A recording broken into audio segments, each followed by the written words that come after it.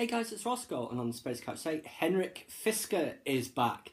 You recall him obviously from being a BMW designer, one of the original designers involved with the Model S, and of course Fisker Automotive with the Karma, which was spectacularly badly named, unfortunately.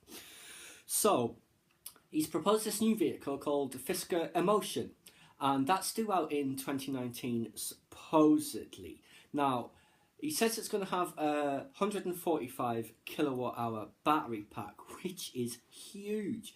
The high performance versions of the Model S and X have only got 100. So that should be able to get well over 400 miles of range.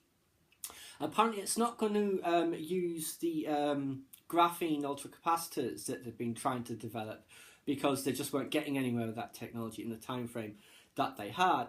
So instead it's going to use lithium-ion batteries.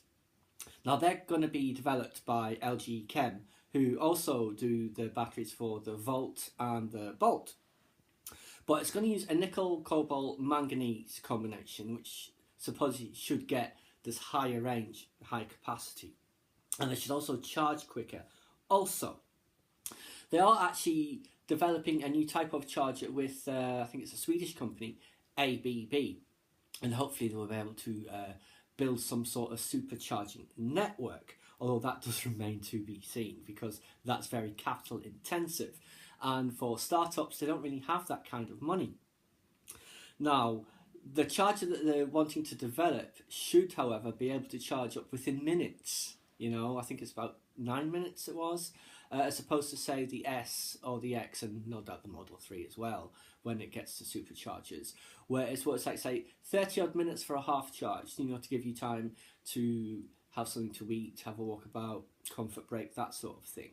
So we shall see a 10-minute charging time. That certainly would be very useful if you didn't need to take those breaks, I suppose. So again, we shall see what happens.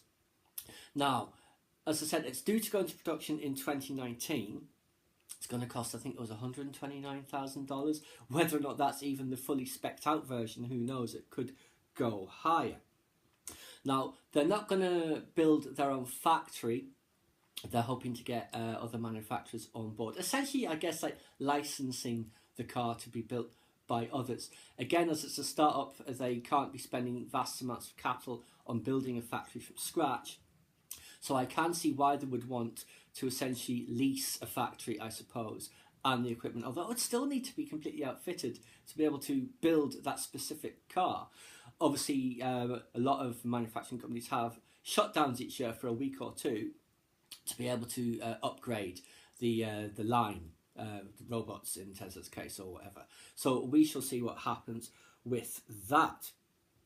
Now, they have said that this time around, they're going for like a version of, say, the Tesla plan, starting out with the low volume, high end car to fund a lower priced mid volume car in due course. But who knows when that will happen, or even if the car itself will be successful. Obviously, the original Karma, it was a bit of a dog. A great idea, but underpowered, handled poorly, always breaking down, issues left, right and centre. Then, of course, there were the quality control problems, the fact that hundreds of them were lost during, I think it was Hurricane Sandy.